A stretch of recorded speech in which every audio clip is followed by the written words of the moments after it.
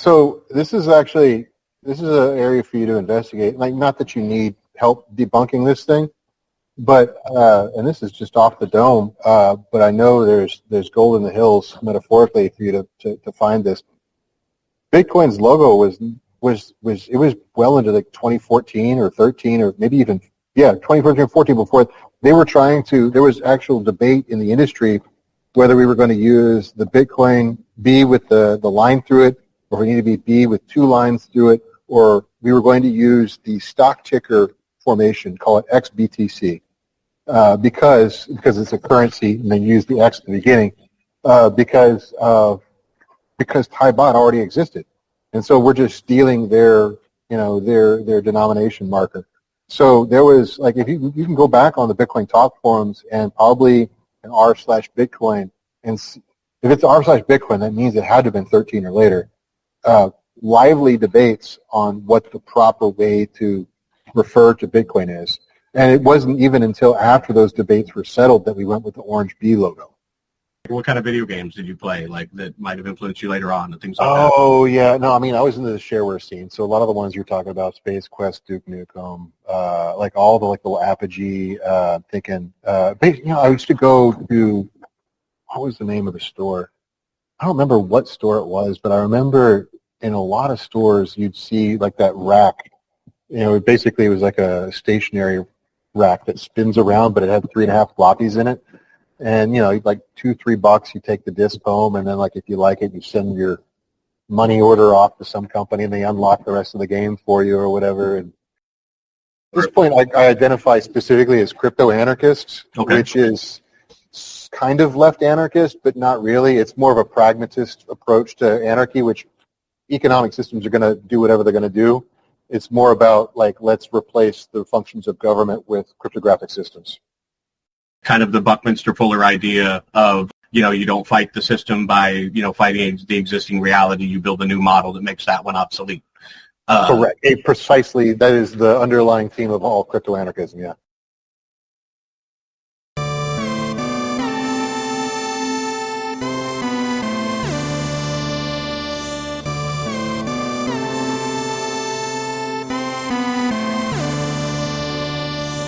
Welcome, everybody, to the Buckazoid Brigade Special Edition, Interview Edition, with Mark Rizzn Hopkins. The rise and fall of Dr. Bitcoin, the Roger Wilco Agency, and the Wilco Hot Wallet. Today we're going to be discussing the history of Bitcoin, Mark's motivations for getting into this cryptocurrency, as well as what he sees for the future, his trials and tribulations, and we certainly thank him for being here. This was a great interview. We're going to learn a lot about the Wilco Agency and its origins. While he was a Space Quest player, his influence came from a much more special location. He'll tell us about the intricacies of the Bitcoin logo, how it evolved, the resemblance to the Thai baht, and the initial arguments within the Bitcoin talk community, where they tried to decide how they would be represented on the market. All of these things go to show truth is better than lore. And Mark's deep core knowledge across vast subjects will help us understand the real legacy of Bitcoin, where it's going, and where it's been. So we appreciate you joining, and there'll be more of this to come.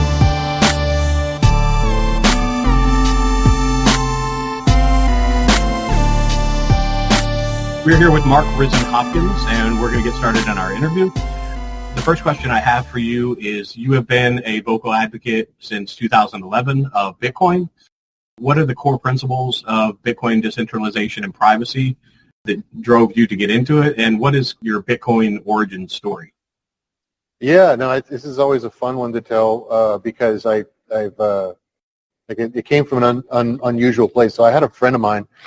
The thing that makes it make sense is we were both gutter punk friends in high school, but I got into tech, and he was a tech savvy person, but he wound up moving to Dallas, where I had been for a few years, because he got hired as a VP at Bank of America. So my friend was a banker, a vice president at BOA, And so we would just hang out like we did in the old days and, smoke cigarettes and drink coffee late into the night at a diner together. And just one of those nights, he was saying, man, have you heard of this Bitcoin thing? And I hadn't at the time. And he's trying to explain it to me. And, this is how I understand when I'm onto some sort of technological thing that is going to be big, is for some reason, like it cranks something up inside of me, like, I don't like this. This doesn't feel right. And then I've learned to recognize that as like, well, this is because it's disruptive and it changes what I think I know about the world. So I got that sense when he's discussing it with me. Like I wasn't quite like, this is not, doesn't seem right. I don't see how this could possibly work. He goes, tell you what, I had my laptop with me. Open up your laptop, install the Bitcoin Core client so you can generate a wallet address. Of course, my wallet didn't sync while we were sitting there because you had to download the whole blockchain at the time. But I still could generate a QR code or an address for him to send some money to. He goes, you pay for dinner with cash, I'll pay for my half with Bitcoin, so you'll have some to play with and you see how it works. And that's how I got my first, like, 3/4 Bitcoin. So in 2011 was for like $12 or $13 worth of coffee and eggs. So yeah, everybody's kind of. I'm always fascinated and feel sorry for like a lot of the early stories where people are like, I ordered some pizza, right? What did you spend your Bitcoin on? Like you saw my Bitcoin Talk Forum profile. I am surprised you didn't talk about the thread where I bought an iPad. I bought an iPad off of the Bitcoin Talk Forum, and it says the price on there, and it makes me want to hang myself to this day. It was like 76 Bitcoin for a Gen 1 iPad. Oh, man. Worst part of the story is I never got it. It got lost in the mail. Well, I've got one on the shelf. It just won't turn on. So it's okay. So that's like how you got into it. So you really didn't like you weren't presented the original decentralization ideology or any of that. It was like at first. He was presenting it from a financial perspective at first. Like it was talking about, because he's a banker and he was talking about credit systems, and that's kind of what he was doing. He was like he was working in engineering fusion centers, but also kind of like something to do with the finance side of all that stuff too. So we were kind of on that topic of credit systems, and then he was like, hey, there's this new thing out there that's completely decentralized that could make all this obsolete, and started talking about Bitcoin from that perspective. So I was introduced to it from the finance side. But like I very quickly discovered, the Crypto Anarchist Manifesto and the Cypherpunk Manifesto and the origin story and all this other stuff. And so, became the emissary, the local North Texas emissary because I was also involved in startups at the time. And so, kind of became, whenever I do like my local, we have these things called Dallas New Tech. But there's like this franchise of like startup presentations around the country called New Tech. And so I would go like to those types of things, the open coffee clubs, and talk about Bitcoin, and in the sense of like this is a cypherpunk type set of things. This is all about cryptography and decentralization. I didn't get into DAOs until much later because the tech just wasn't there really until Ethereum. But like it was something that was theoretically discussed. Like as an idea, something that could possibly happen as early as like I want to say 2014. And so I was fascinated by it even before it was a reality. When then did you decide to start your own brokerage agency and those kinds of things? Was that much later or?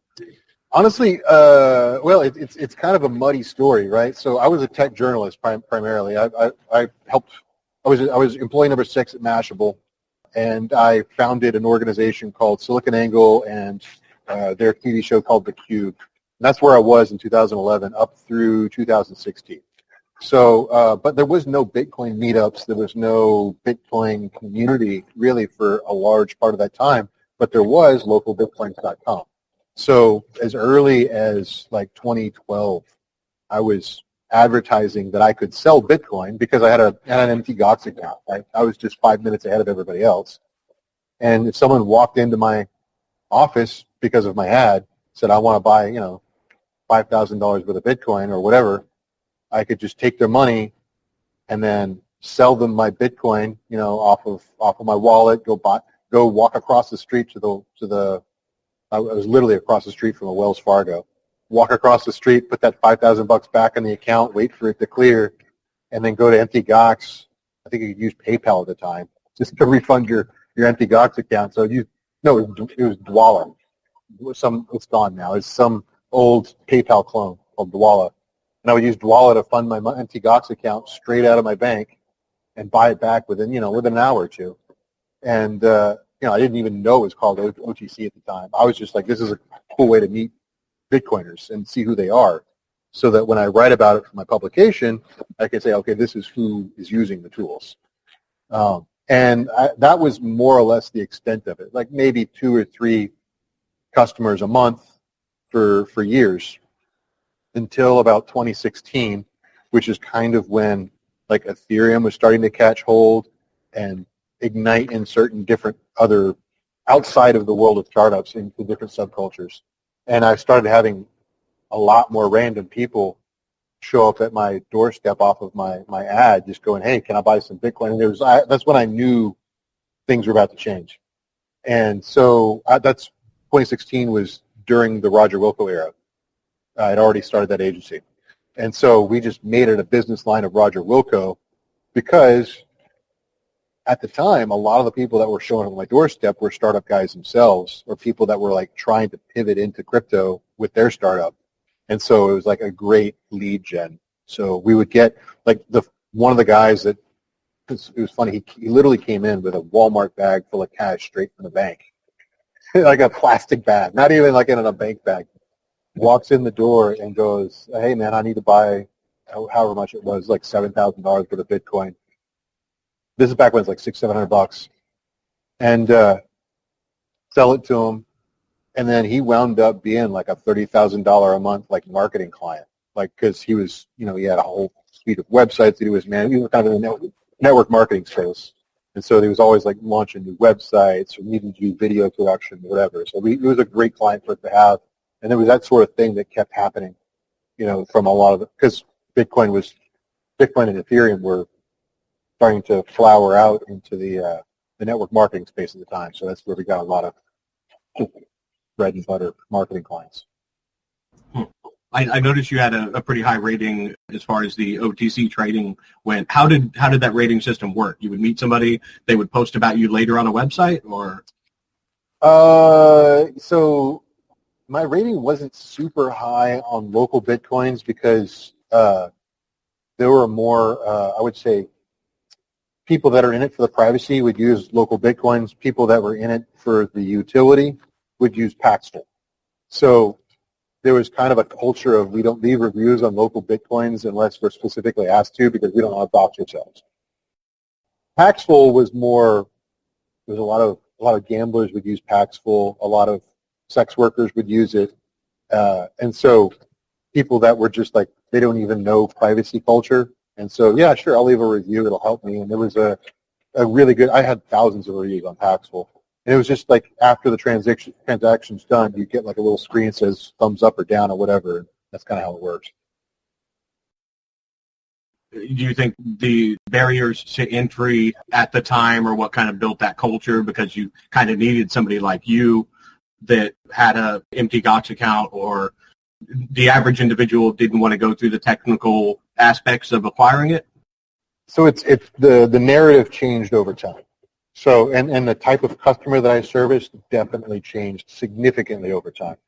I would say that it was because of a lack of education, a lack of options, and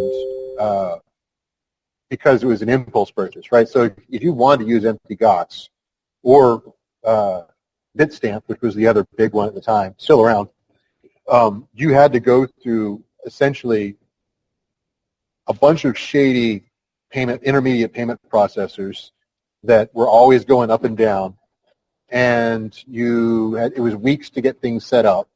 So if you wanted to buy Bitcoin today, then you needed to find a local seller.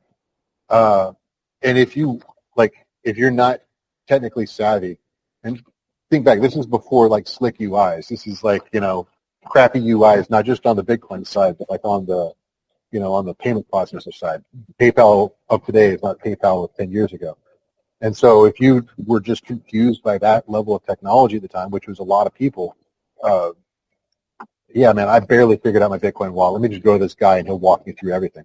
And that was what I kept clients with. Like I got clients because they were less sophisticated or they had issues with technology or they just had impulse control and they didn't want to wait, whatever.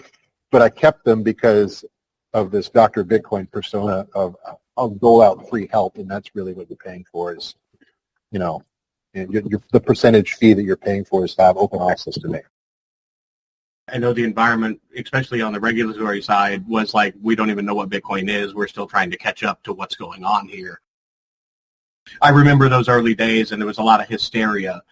Could this actually be something that threatens the dollar and threatens global markets and these kinds of things? When you were doing these early trades, did you have in your mind that this could be something that you might need to worry about? I didn't. It didn't take me long to figure out that this was going to be the future, right? Like I am eternally an optimist on this stuff. So like I was early to podcasting, I was early to streaming, I was early to blogging. I knew all these things were going to be big way before anybody else, just because I'm also wrong a lot too. But like to me, my conviction was early, right? So like I knew I was convinced this was going to be big, and I was convinced it was going to be big for a lot of the ideological reasons that it ended up being big for. I think the thing that makes me eager to get into early adoption is the same thing that made me discount the possible repercussions. I have a buddy that's a neuroscientist, PhD over Princeton, and he says I have an underformed amygdala. My risk tolerance is way higher than it needs to be. There may be some truth to that. I don't know, but like definitely my life is patterned after taking way too many risks, and so sometimes it works out, sometimes it doesn't. And more than a decade, it worked out pretty well for me. I thought I was dancing the right way because I wasn't flouting the law. Especially when it got to be more of a serious business line with Roger Volko, because we were incorporated business and we were doxxed. I did hire a compliance lawyer, in 2016 that said, hey, there is no laws on this. There's no guidelines. What do I need to do? They gave me essentially all the guidelines that I needed to follow that wound up becoming what FinCEN required. But FinCEN had no way for me to report this stuff at the time. So I just never checked back in to see if things changed. So my record keeping was impeccable, still is. But it just never got, I never like reconsulted. I made the mistake of not going back to the lawyer for advice year after year saying, hey, what do I need to change? The advice I got was, I'm not a lawyer, clearly. So. Well, before I get into some of the questions I have about your Roger Wilco agency and the Wilco wallet and things like that, what are some of the values and some of the things that you were into when you were younger? Were you involved in cypherpunk communities? Were you into video gaming, programming, computers? Like, you seem to have kind of a punk rock ethos about your aura. What shaped your ability to kind of dive into Bitcoin in the first place? Yeah, I mean, I literally was a punk rock impresario in my high school years, but I was also super into BBSing. This is the 90s, so dial-up, not even dial-up internet, but dial-up. So, I can talk about stuff now. Statute of limitations is up. I mean, war dialing and light, nothing serious, but just like playing with the tools and doing fun stuff. And a couple of fun little war stories there, but nothing. Like freaking and phone freaking? Oh, yeah. Just you got to try everything out, right? Like, if you're in those circles as a kid, you get a copy of the Anarchist Cookbook. You get a copy of, like, Freaker and 2600. And so you do stuff. And, if you're, so I definitely did things. Had free AOL accounts. If you're old enough to know how that worked, you know what I did. So at the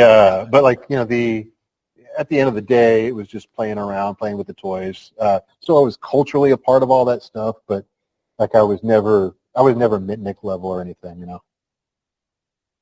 Yeah, I think we share a similar background there. I grew up on bulletin board systems, and then like as fate would have it, my neighbor ran what was called Westworld, which was one of the largest BBSs on the East Coast at the time.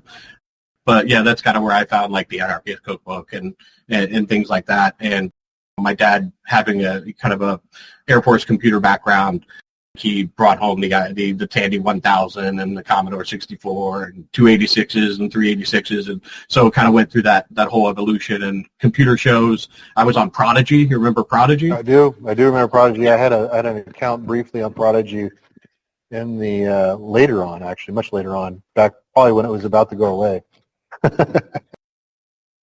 Were you into like programming or anything Yeah. like that? Yeah, no, so me and my little group of nerd friends in high school, they invented, or didn't invent, they created the computer science 3 and a computer math curriculum just for the group of people that I was with that was so interested. We kept going forward with it. So a lot of people from that group wound up doing famous and infamous things, and some of them wound up going the punk rock route. I'll just put it that way.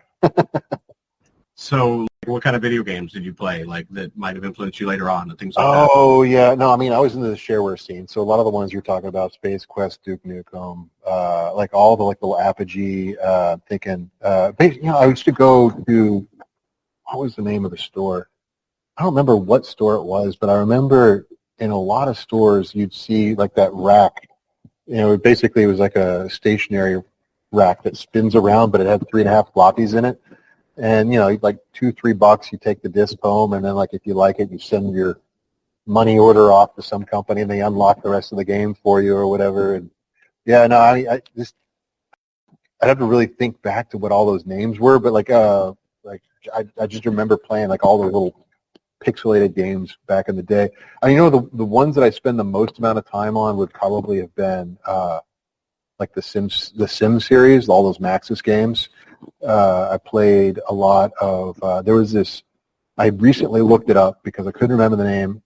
I thought it was like a fever dream, but no, it actually really exists. It was something called Stunt Island. It was made by Disney at the time, and it came in this really thick box, but it was a flight simulator where you could film your stunts and then like save them as video files that you wouldn't be able to show anybody because there was no internet. But like you could film like entire actually there's a community, like a retro community that exists now that actually does like real feature movies and stuff using this game engine from the 90s. So it's crazy. Yeah, I remember playing a lot of that. As far as the Roger Wilco agency, like, what is the motivation for naming it that? What can you tell me? So my biggest influence in my life to get me into things that were tech was my grandfather. He was in the Signal Corps in World War II, and he, after he got out, was a ham radio operator for many years as part of the iBank network. And I used to, he, like many veterans, wouldn't really talk about his time in the service with anybody in the family, but for some reason he opened up to me like I was Barbara Walters when I was a child. And so I got to hear every war story from World War II. Like he saw almost every theater of conflict, and he would like talk. He saw Mussolini hanging in the square because at Signal Corps you go behind enemy lines to set up, interception units. He saw bombed out Germany before the front line advanced. So like it was those types. It's called the Northern African theater as well. And anyway, in between hearing war stories, I would just sit quietly in his room while he would do the ham radio operation. And like he would always, he'd do the call signs, saying, W5FLD in Dallas, Texas, Roger, and I stuck out in my mind. And so I just one of those things, you buy domain names not knowing what they're going to be used for. And so I had this really weird spelling of Roger Wilco that I still keep it to this day. It's ro.gerwil.co. And it was the only way I could get like a Roger Wilco domain. I didn't even know what I was going to use it for. I just wanted to have it for him. And when there was a kind of an exodus at Silicon Angle where a bunch of the Cube founders left together. And when we left together, that was when we decided we'd start an agency. Well, what domains do we have? And I was like, well, I'd like to do this as kind of an homage to my grandfather. And because he would, when I was a kid, he would buy me all types of like tech toys, like the things where you remember there's like 301 like electronics kits where you could make a radio, an AM radio or whatever, or buy me just like microscopes, just like things that were above my age range at the time that kind of got me into tech. So that's the story behind Roger Wilco. Okay, all right. And the reason why I bring this up is, if you're not aware, about a month ago, there was a Reddit thread that came out, right?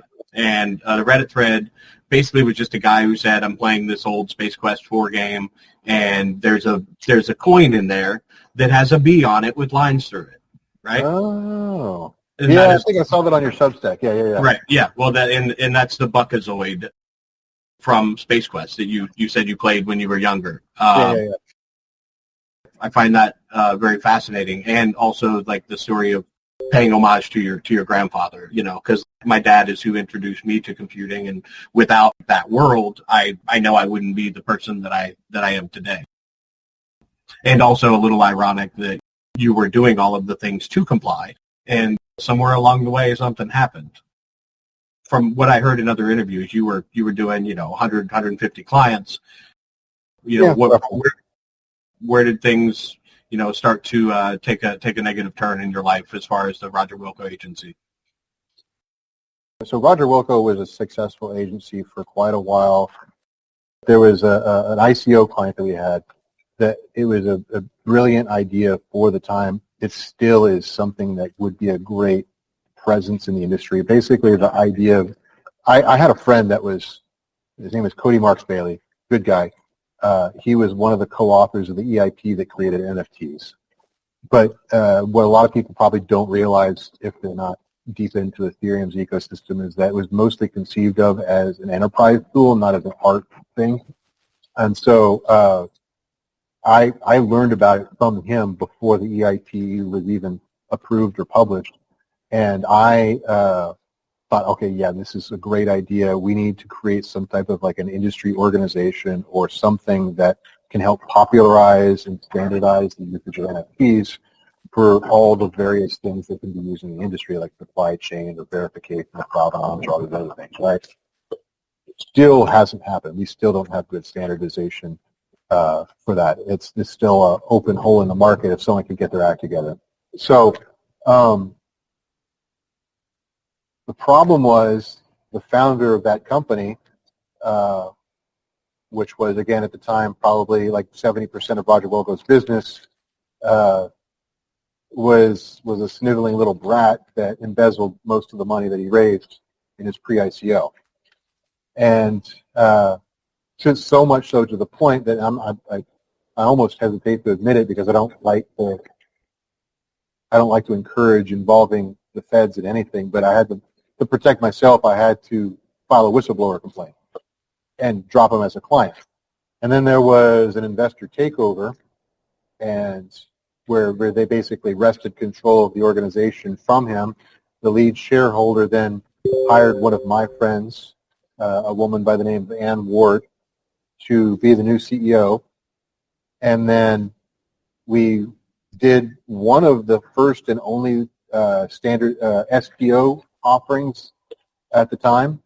It was kind of towards the end of the ICO revolution, so that method of fundraising never really took off. It was supposed to be a securities compliant version of the ICO.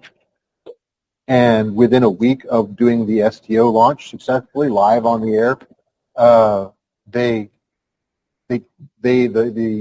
were running. Weren't telling me, but they were running out of money. The investors that took over, and so they turned around and sued Roger Wilco. And it was just like, we couldn't take a double whammy of losing our biggest client as well as getting sued at the same time. So we just shut down the organization. And so, I wasn't broke, but like it wrecked my company and put a lot of good people out of jobs. And so, it was that era right before the pandemic.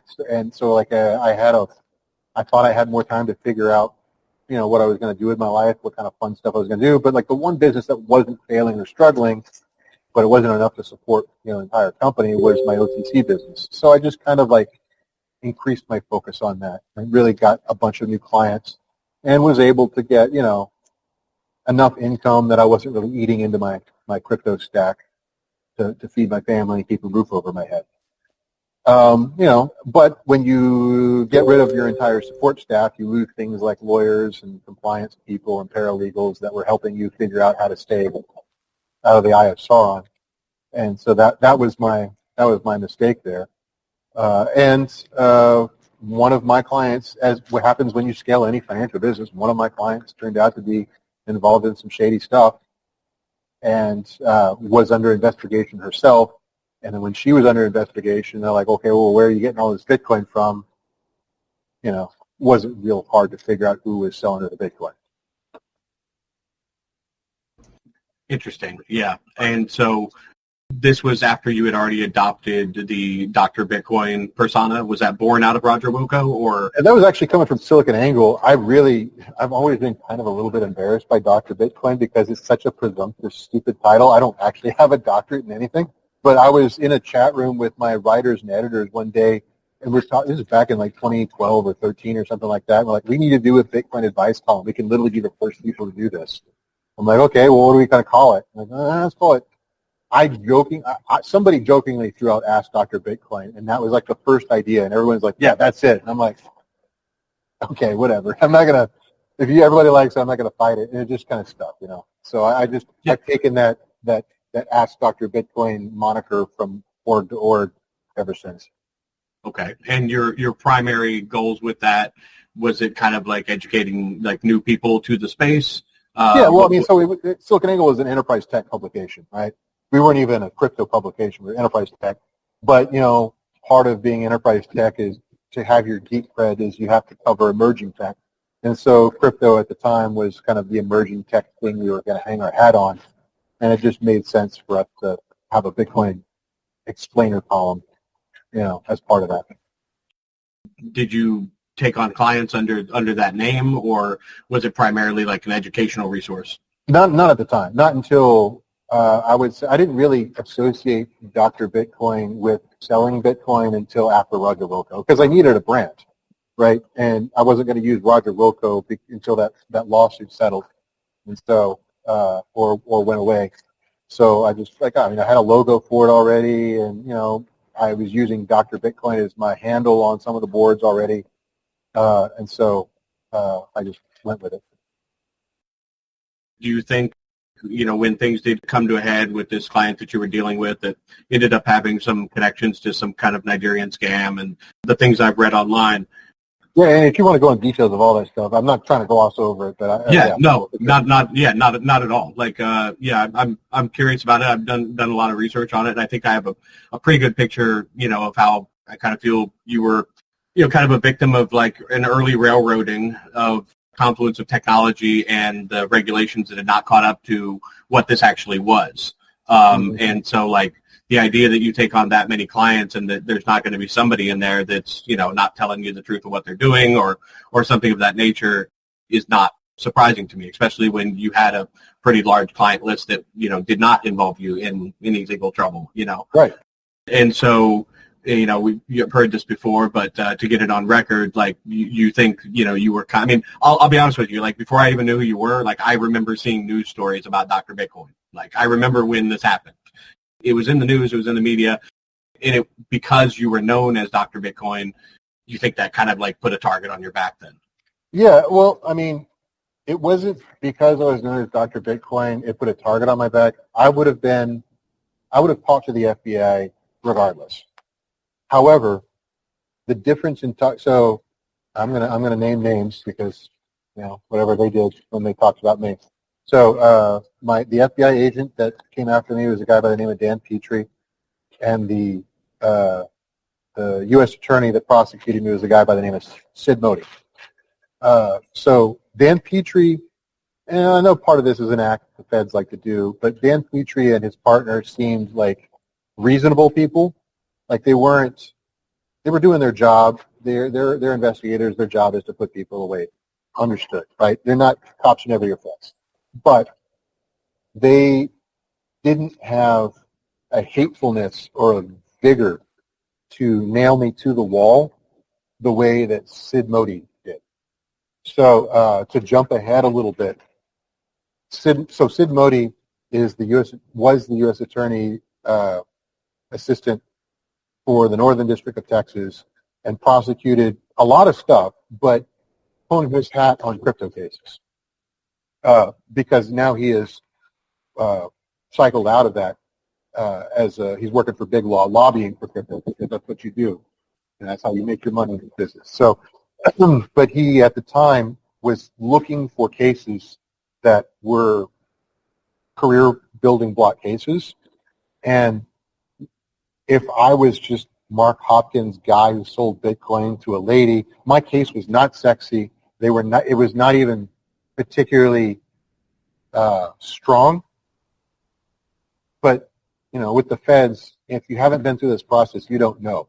But with the feds, your case doesn't have to be strong. They just have to want it enough, because the feds don't lose cases. Period.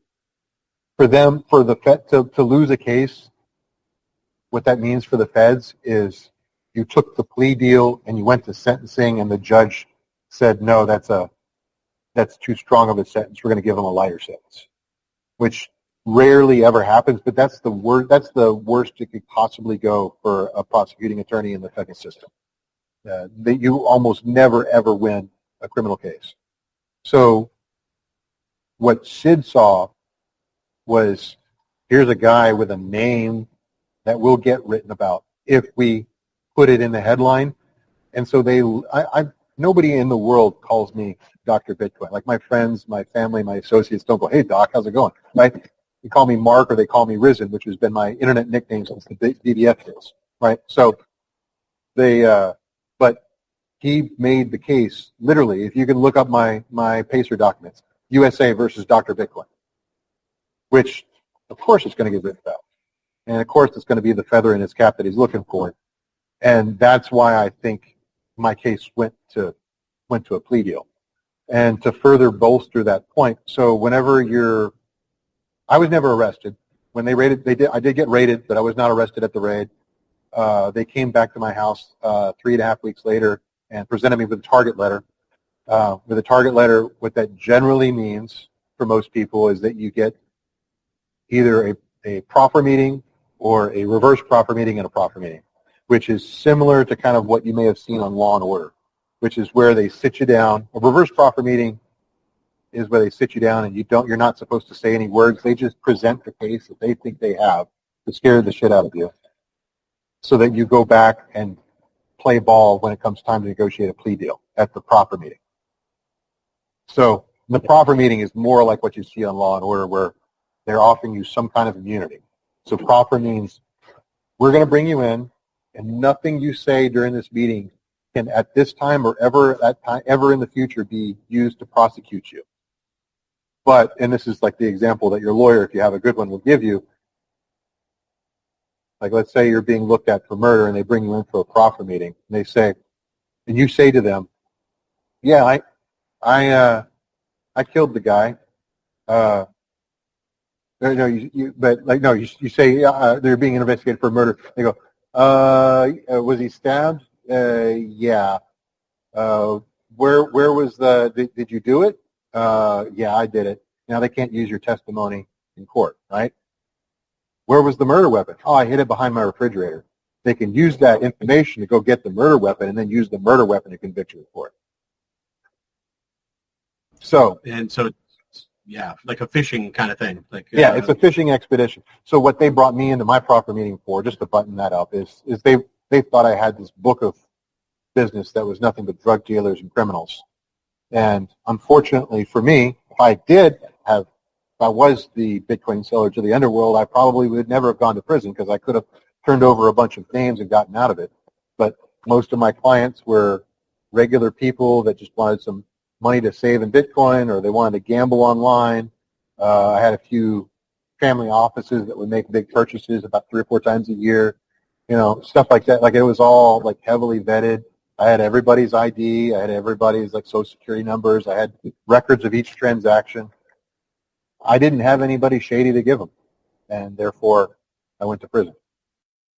Now, what year, just for the listeners, what year was this that this took place? The event that they went after you for. I understand they tried to like kind of hinge it on whether or not you advise this person about, the $10,000 rule or something like that, right? Yeah, that was just the evidence that they used, the preponderance of the evidence or whatever to line the fee agreement with. It was into the pandemic, so I it's been so long now. I think it was like 2020, 2019, 2020. Like it was that era, 2019 to 2020 is when I got into it. So I had only been, full-time OTCing for almost a year, maybe at that point, as an independent operator. So like I even hadn't even been doing it that long. Do you think that earlier prosecutions of people like Ross Ulbricht for the Silk Road, the way Bitcoin kind of got tied to this idea of an underworld, community, you think that played a heavy hand in like their, pursuing you at all, or? Yes and no. Like it was once Ross was prosecuted. I mean, they were going to do. If it wasn't going to be Ross, it was going to be somebody else. Like there was plenty of underground activity happening in the early days, and I love Ross. I think what he was doing was actually commendable, and for a lot of reasons, just even from a perspective of harm reduction. But if they hadn't gotten him, there was so many people involved in that. It would have been Mark Karpeles or some of the other people. Like they did get other people, like Charlie Shrem, or eventually got around to Roger Ver. So like there's if you were around from that time, like I'm just going to say it, like there's no way you didn't touch Silk Road money. Like even like it's like you can't touch a dollar bill without cocaine on it, right? Like Silk Road was so much of the economy at that point. You touched it whether or not you knew it.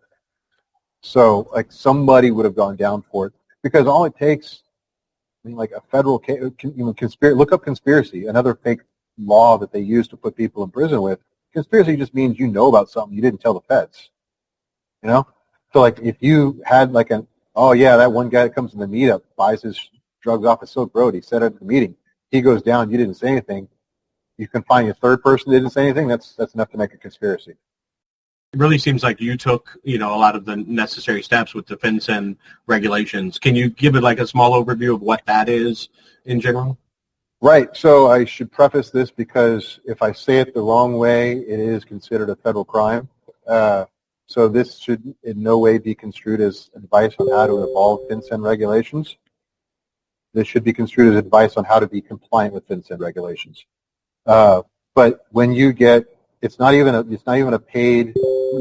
So the rules that I was abiding by at the time is anything that I was just getting driver's license photos, like scans of driver's license. I would make them hold the driver's license next to their head to make sure they had their picture. It was well before generative AI art, so there was no chance of that being really fake. And then I would also, if the amount was over 5K, I would ask for a Social Security number. And then I had a record of every transaction. I won't get boring with all the data points that I had, but it was basically the price of Bitcoin at the time, the dollar amount, the Bitcoin amount, date, and a little memo field where I would just write down information about what went on. There was no requirement for the majority of the time that I did all this to register with FinCEN, which got rid of any obligation in my mind to file suspicious activity reports or the other report that for whenever, I forget the name of it, there's an initials for it, SARs, and there's another, I'm totally blanking on the name. Wow, it's been a long time since I sold Bitcoin. But there's another report that you file if someone buys more than $9,500 in cash. So the KYC report, I guess. But whatever, I was keeping record of all that stuff. So in my mind, I was like, if it ever became a requirement, I now have the ability to be retroactively compliant by filing all these reports and all these transactions. Basically the only thing I hadn't done was registered with FinCEN, gotten a FinCEN number, and filed all those reports. But I had the data to do it. Did they contact you ahead of time and tell you you might get raided, or did you just get a knock on the door? It was not a knock either. But yeah, no, they just showed up. Now they did warn my client, because as shady as she was also a victim who wound up going to prison for her victimhood. She was being catfished by a Nigerian to be a money mule, which is, look it up. This is not unique. This is not rare. Like people, like, and she was the exact type of person that would fall for that, like legitimately fall for it. She was a middle-aged woman living in rural Pennsylvania, and she was coached on exactly what to say to me to get past my KYC and my investigation, you know, because I'm not trying to trip people up, right? I'm just trying to get a sense of, what they are and just make sure they're not, buying drugs or doing bad stuff with the Bitcoin I'm buying, right? So she was coached on exactly what to say. She said all the right things to not raise any red flags with me. I knew she wasn't sophisticated, but, I'm on the cutting edge of tech. Like most people are not sophisticated compared to me. I just like all educated, right? Well, that was my thought, right? But like she is just, Mildred was like the type of person, like think of that sweet aunt or grandmother that you have in your family that just like, she doesn't get it. I mean, she wants to get it, but she doesn't get it, and she falls for those boomer memes on Facebook and that sort of thing, That's who she was. Was this kind of like one of those like lover boy scams where they were like they were feigning romance and that kind of thing? Yep, she thought that she was going to marry this guy. I've seen a lot of these stories where they feel like they've met somebody that really connects with them, and then it escalates into I'm going to send you some money to buy some products, and then you send these products back to me. Usually like electronic. No, actually, it was similar scam, but because this guy was Bitcoin savvy, instead of buying product, he just wanted the Bitcoin, right? Because Bitcoin, remember, I don't know if you know this, but like Bitcoin, especially at the time, was trading at like a 2.5x premium in Nigeria. So if you've got Bitcoin, it's better than gold, right? Due to a lot of reasons we can get into socioeconomic and, whatever sanctions reasons were going on at the time. But basically, he didn't want products being sold. Basically, he was running this Nigerian lottery, or he was associated with a Nigerian lottery scheme, right? So he was scamming his money some way. He was getting cash into his bank accounts, and then was having her, basically sending her either skimmed cards or, fake, cards saying, this is my bank account. This is what I'm providing for your life with cash. But I need you to send money back to me because I can't use U.S. dollars in Nigeria. So send it back to me in Bitcoin. Just find a Bitcoin seller. It's for the electronics business. This is the only way I can pay for your life, right? I love you, honey. We're going to get married soon. That was basically it.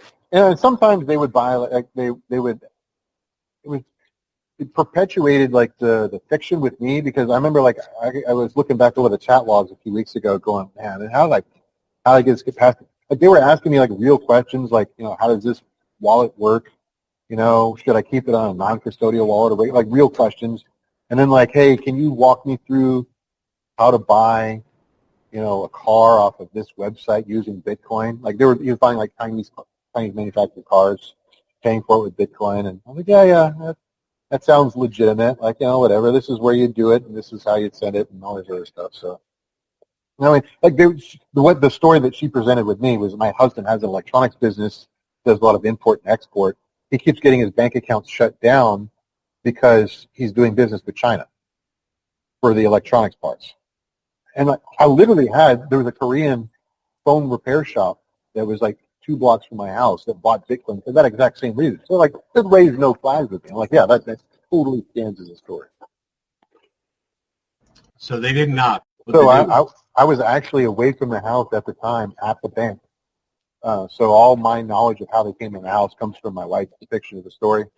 But yeah, they knocked on the door, said it was the FBI. Iris, my wife, closed the door.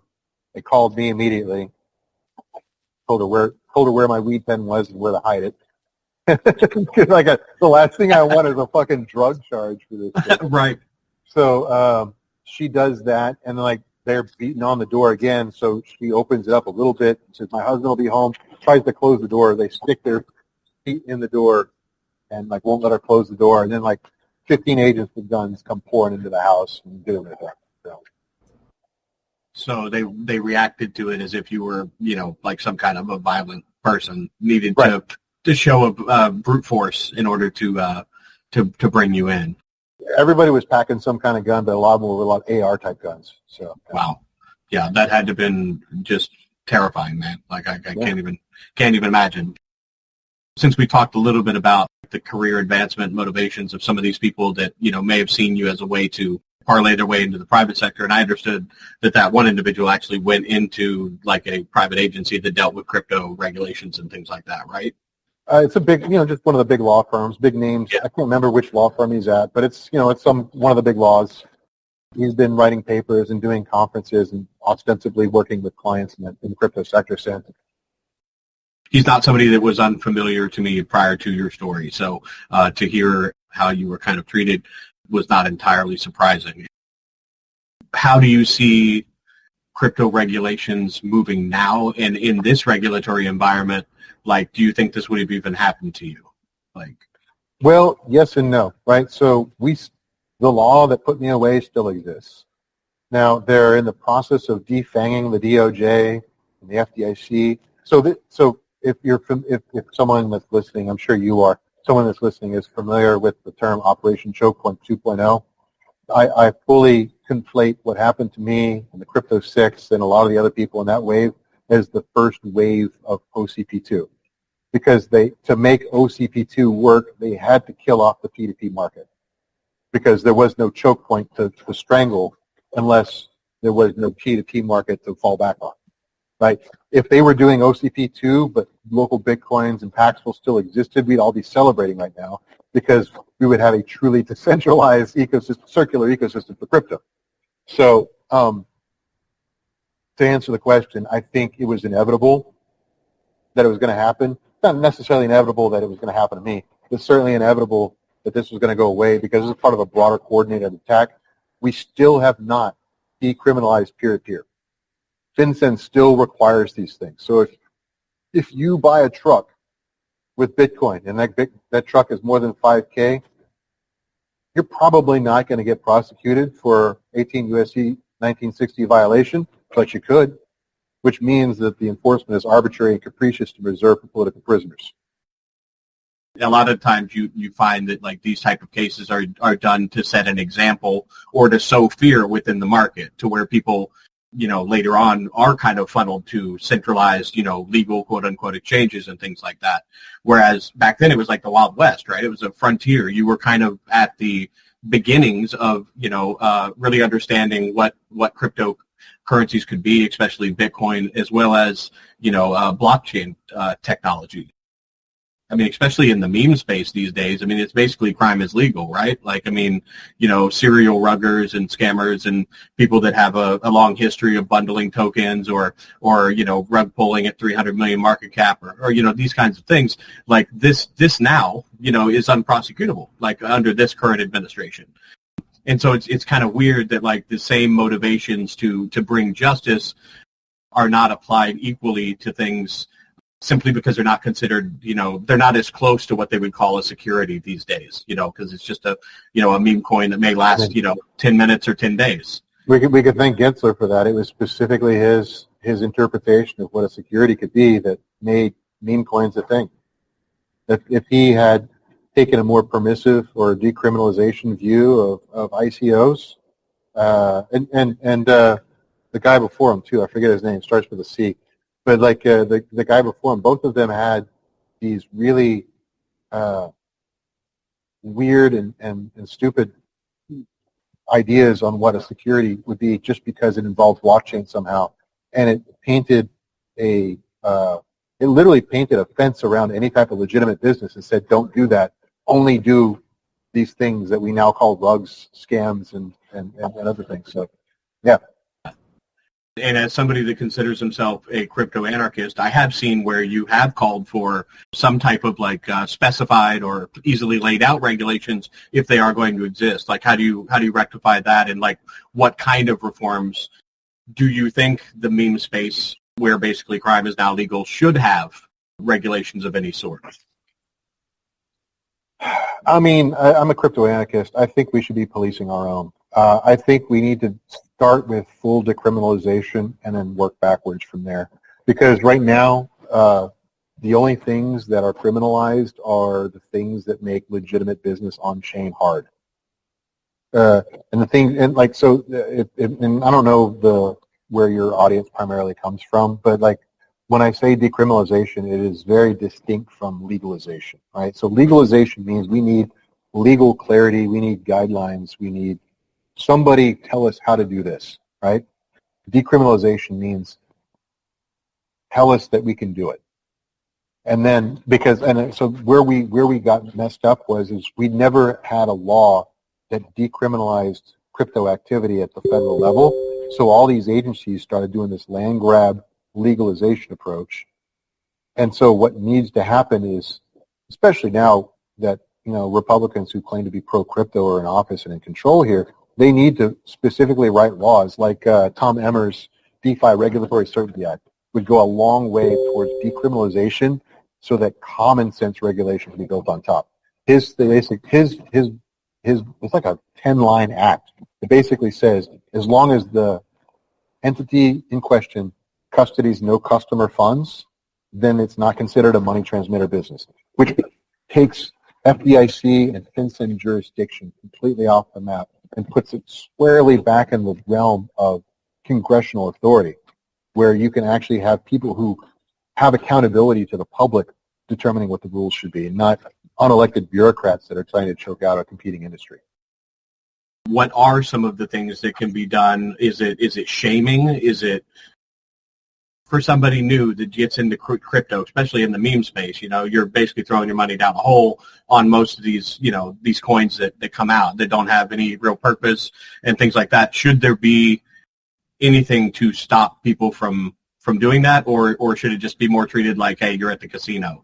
I mean, well, I think the ANCAPs would probably say you're at the casino, but for me, I differ a little bit. This is the tragedy of the Veritoken story, going back to that, is because one of the things that we were talking about, like, it's bizarre to me, like, I won't say it's bizarre, it was surprising or shocking to me that the NFT art space took off without a well-developed ecosystem scaffolding it, because you can't really have true art provenance unless you have a reputation system and a data oracle system scaffolding it. And so reputation systems and data oracles are not science projects anymore when it comes to blockchain. We absolutely can scaffold on-chain reputation, real-world consequences, and real-world oracular abilities, like what's going on in the real world coming on-chain in a measurable, objective sort of way. We can do that. And if you can do that, then you can do the crypto anarchist thing and create systems of voluntary compliance, right? We can all work in an ecosystem. And, as much as Pump.Fun has been kind of a blistering boil on the side of crypto in general, you cannot deny the fact that it actually took out a lot of scams. Like, there was a lot of Wild West stuff that was happening because everyone was rolling their own degen launch contracts, right? And so whenever Pump.Fun simplified the UX of saying, hey, we're a launch pad, just push a couple buttons, and this knowable process of audited smart contracts that are coming out of a factory contract, once that became the standard, then you wiped out like 80 to 90% of all the scams that were possible on a degen launch or an ICO launch, right? There's obviously ways to screw people. There's ways to rug people, sniping and bundling and all the other stuff. But still, like, now you've got it constrained. You don't have to be a Solidity expert to see where the scams are coming from. You just need to know how to click around on Dex Screener and SoulScan or Etherscan, right? And you can learn that in a week. You can't learn Solidity in a week. By keeping track of these individuals, maybe you build a blacklist within the systems that kind of like alerts people, and therefore it's not like government regulation. It's more of a kind of a feedback mechanism that is allowing people to realize that this kind of corruption exists. I've seen some sites where, when you go to SoulScan or you go to rug checkers and things like that, it will pop up and say this dev has been blacklisted. And so like that, to a savvy individual, maybe not a newbie, you can look around and you can kind of see markers of how that might work. But of course, with anonymity and things, people can keep coming back and do it again, or they can move chain. They can go from Ethereum to Solana or to Sui or to somewhere else where they're not as known, and kind of perpetuate those scams. And it's interesting. Yeah, it's always going to be whack-a-mole. Like you can't get rid of crime, but you can make it. So one thing that you can say is good about TradFi is they made crime. They made certain types of fraud, like credit card fraud, so unprofitable that it's almost as bad as working a job at McDonald's in terms of how much you actually take home at the end of the day, right? And so really what we're talking about, and if we can just let the ecosystem continue to evolve, and if it can outpace the bad PR that it creates by allowing fraud to exist, in terms of outpacing it in terms of adoption, is the issue is going to be we will develop those systems. It'll just get simpler and simpler over time. So and like I'm working with systems right now that take those kind of like difficult. This is kind of one of my projects that I'm working on. Is take those like difficult or sophisticated tools for finding projects that are affiliated with bad devs, and letting an AI agent, just give it the contract address through Telegram and go, okay, just background check this, and it comes back in 10 seconds, which is enough to make a snap decision, and like checks like 15 or 20 different databases and goes, well, yeah, this one, the dev contract's clean, but it's got associated with 5 of the guys that kind of shaded, whatever. Like gives you like a score, a risk score, right? And then you can make an informed decision. But that's easier, and because the seconds count in these types of launches, so you don't necessarily have time to put the smart contract address into 10 different websites, but an agent can do it like that, right? So if I don't do this, someone else is going to do it in a couple of weeks anyway, and then the tools will start to propagate. Like this is just the nature of technology. If we let this space continue to evolve, it'll get better. It just will. Yeah, and I think that's one of the features of kind of the compounding effect of technology, and I find that interesting that you do have the faith in the technology that it can grow to kind of solve some of these problems. And I've seen a little. I'm very interested in what you're working on now, because I've seen iterations of that. Telegram bots that'll tell you whether or not somebody on Twitter has reused that, or X reused that account many times, what other coins they've launched. I think moving in that direction and democratizing those tools, not just for the tech savvy, but for the new individuals, would be very helpful. Right. Moving back a little bit to after the raid, I understand that they kind of ultimately threatened you with kind of expanding this into your family if you weren't going to take a plea. Is that correct? Oh no, that was their starting position. So when I got my target letter, my wife got a target letter on the same day. My wife is a volleyball coach. She's obviously, she knows crypto. She loves me, and so therefore she must love crypto. But she, she doesn't really, we've got family wallets, but she doesn't keep her wallet on her phone, right? She's not a day-to-day user. She's a day-to-day user of a volleyball. She's not a day-to-day user of a crypto wallet.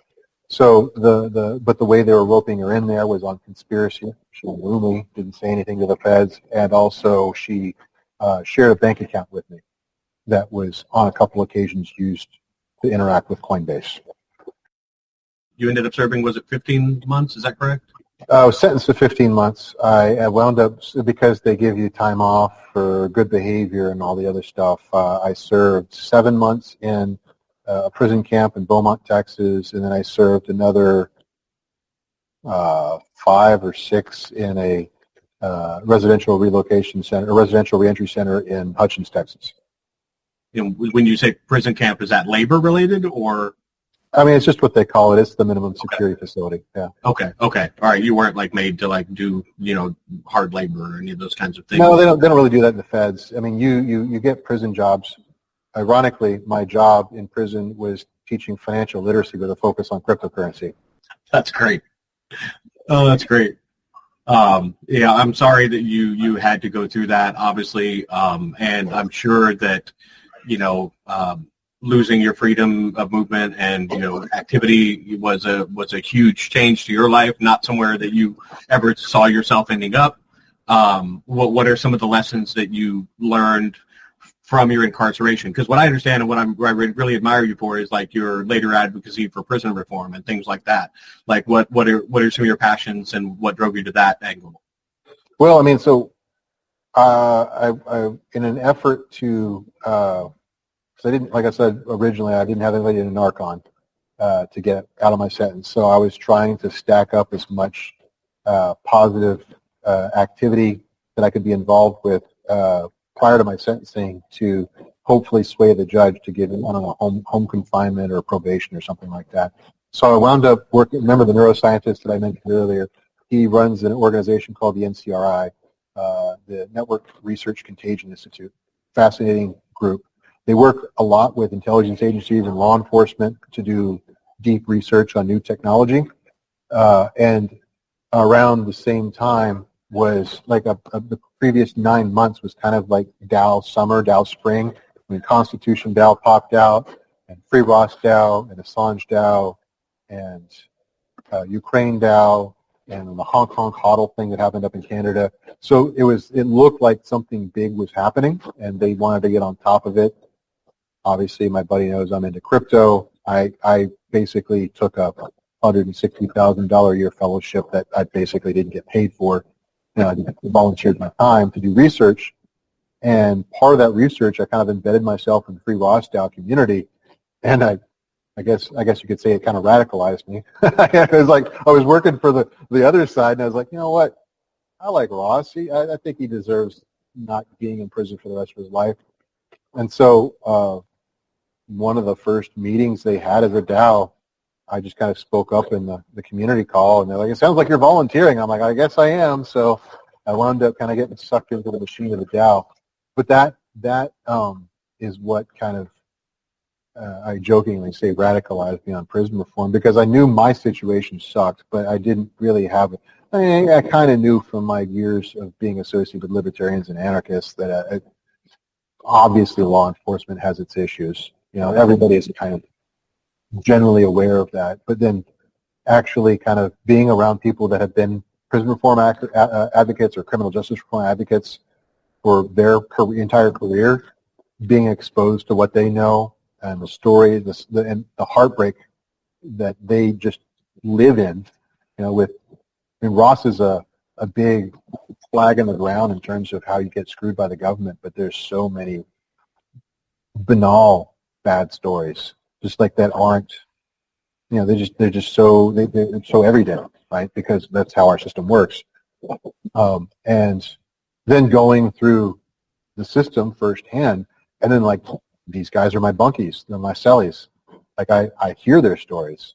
Like one dude that was if you watched the Aria interview, you heard me talk about the guy that was the speaker for the black car in Beaumont, got into the system when he was 17 because on a conspiracy charge for weed distribution. And because of his age and because of the nature of the crime, was put in a maximum security facility where he had to do violence to survive. And wound up, basically, he was 57 years old when I met him. And diabetes had taken some of his movement and his vision. And he was on the last, 7 years of his sentence. The last 7 years of his sentence at 57. They took his whole life for something that's legal now. Like selling weed, certainly where he was from. Right? So, you hear those stories, and you're like, okay, that may make an impact on some of the listeners and viewers here, but you live with them for 9 months, and you're like, and it's not just one, it's hundreds. Pretty much everybody there has got there's very few people in the minimum security facilities that have stories where you go, okay, this guy deserves to be here, because it's the non-violence. You can't be a violent offender, you can't be a sex offender to be in a minimum security facility. So to that end, it's impossible to come out of that system, at least for me. Maybe other people can do it, but to have any amount of privilege like I do, to be able to come back into crypto and because of the nature of my crime and the nature of our industry, it's kind of a badge of honor. So as to be able to come back out of that experience with a little bit of privilege and not advocate for prison reform and criminal justice reform, I feel like it makes me a bad person. Like I have to be. Yeah. Can you explain just a little bit for our listeners? I'm familiar. Was the Free Ross DAO, was that centered around a cryptocurrency itself? And can you explain what a DAO is just generally for people that are listening? The Free Ross DAO was centered actually around some art, some NFTs that were bought at auction. So Ross, if you're not familiar with Ross Ulbricht's case, he was in prison sentenced to double life plus 40 for running the Silk Road. He wound up being kind of having his own causes that he started to advocate: prison reform, criminal justice reform. I don't know. Is this music in the background? I'm in an event space too, so okay, cool. No, it's canceling. It's fine. Okay, cool, good. So so he wound up doing a series of art that got auctioned off at Art Basel for $12 million, and then they fractionalized the art and used that for everybody that donated to buy it. They fractionalized the art and created the Free Ross DAO token, which was used to vote on proposals. We had $6 million left in the treasury after the art was won, so $6 million immediately went to his mom to help fight his case, and $6 million was left in the treasury. We gave ourselves the mandate to make it politically safe for Ross Ulbricht to get a full pardon, which, thank God, ultimately was successful. Yeah, absolutely. Well, I wasn't, a customer of the Silk Road. I learned about his story much later. I have some really close friends and colleagues who were, involved in the Free Ross movement. Good friend of mine interviewed Lynn Ulbricht on several occasions, and then helped to set up the freeross.org website. And so I learned about it. You learned about it more in real time as it was happening. I learned about it quite a bit later. And once I learned the facts of the case, aside from any kind of ethical or moral implications of everything in the world being available online to people, I also understand your point of view that the decriminalization aspect is more important than hardcore regulations on it. And you can see that all the way from marijuana to Go ahead. There's this libertarian speaker that I like to quote. I don't know if you've heard of her, Kathy Rizzn, but she doesn't speak so much anymore publicly, but she was on the circuits for a long time, especially right when the Free Ross case when Ross Ulbricht's case was hitting the news. And she had this one line, which is fucking beautiful. It was, "Here we have is a man who eradicated violence in the drug trade. He replaced broken kneecaps with bad user reviews." And I mean that one line says it all. It was harm reduction, right? Yes, we're going to have drugs in society. Yes, we're going to have crime, but shouldn't we take the violence out of it if possible? Absolutely, and I think there's a really strong argument for that. And in really examining the facts of his case, you find out that kind of murder for hire thing was something that was set up by the feds. The prototypical Law and Order thing where they send a picture of the guy who's not really dead, and they say, well, you hired to kill a guy, and we did it, and it turns out it's just a big kind of facade. And then of course the most egregious was what was it? They sold 80,000 Bitcoin or something. Yeah, like they stole it themselves. Yeah. No, but have you met Curtis, the guy that Ross supposedly killed? I have not. No. Curtis Green. He's a fan of Ross. He actually went around on speaking tours advocating for Ross's freedom. That's wild. Yeah, and in that corruption, I think within I don't even believe it was an ATF agent or somebody who was involved in kind of getting the keys to some of his wallets, and then they offloaded them in their private lives. I don't know why, unless it was just the power of a federal indictment and things like that didn't throw out large portions of that case. I don't understand with the corruption there. Feds don't lose. That's true. They just don't. And the other thing that I learned from being in the system is there were two types of people. There was two types of sentences for people that I met. There were people that had relatively short sentences, 10 years and less, it's not universally true, but for the most part, 10 years or less, so usually like 3 or 4 years, some even shorter than that. Coyotes typically got 6 months. Then there's the other type of person who thought that they were innocent and were going to prove it in court and needed to have their day in court, and they got 20 or 30-year sentences for the same exact crime. So you don't fight the feds. You will get a pen, like it's a well-documented thing in criminal justice reform circles. You will get additional charges piled on that they will also not lose in court. After you got out, did this mean that the Roger Wilco agency was kind of kaput? Was it done at that point? Roger Wilco agency was basically done prior to this. Like the moment that I got raided, I stopped, except for a couple of clients that I, like a couple of like the big ones. I stopped really selling Bitcoin. That was the only thing I was keeping the corporation around for. Was like I reincorporated an LLC out of it just to run my business accounts. And once, like I don't own an LLC at all at this point. Like there's no reason for me to have. I'm 100% crypto and AI business. So like, what am I going to use a business corporation for?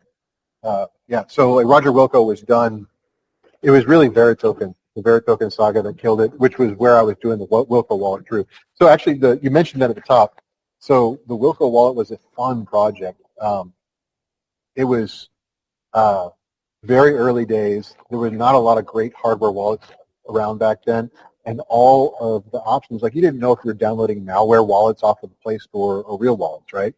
So, and to complicate matters further with these ICOs, a lot of these ICO guys that we were consulting for were raising money from friends and family. So they are the Mildred types, like my client, just unsophisticated. They don't even know how to answer the email, let alone how to run a crypto wallet. So the Wilco wallet was primarily used for, like the ICOs were channel sales partners. So we would create this Android device that we had personally audited and secured, preloaded with straight from the Play Store vetted wallets, depending on what they were trying to do.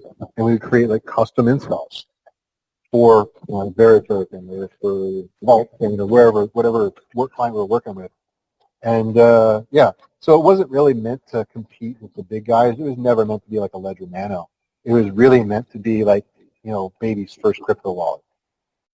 I watched your introductory video of that when you were unboxing, and I found that interesting. What year was that? Like that was? It had to be 2017 or 16. Yeah. It was a hot wallet, but it was an actual physical device.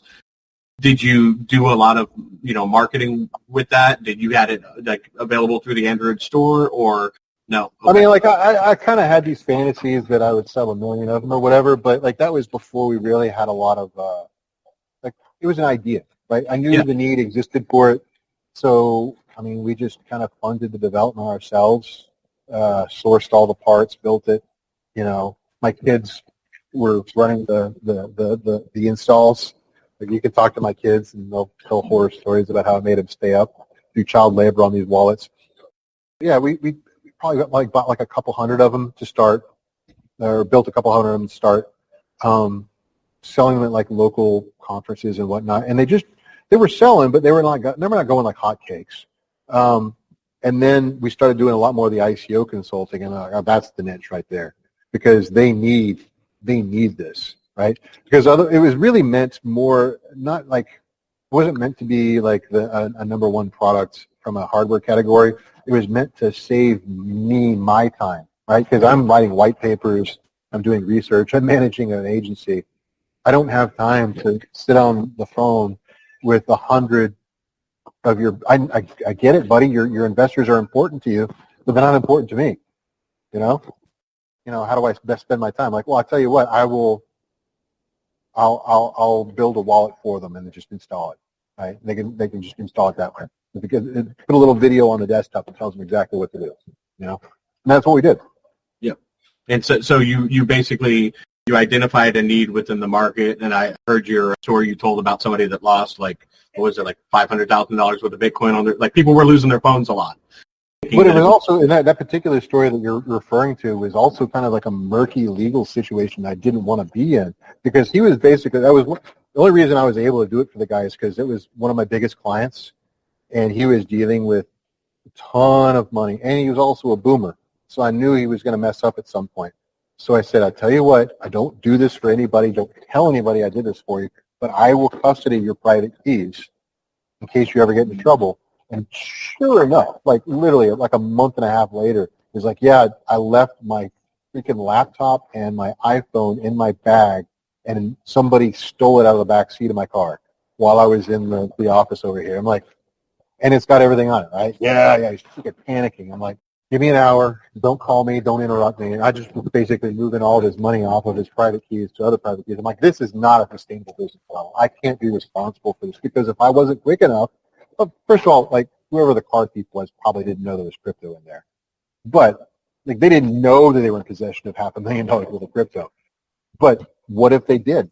And then, there's no way to tell if I stole the money because I had access to his keys or the thief did, right? And then I'm liable for all kinds of stuff. I was like, we got to do something else here. This isn't working.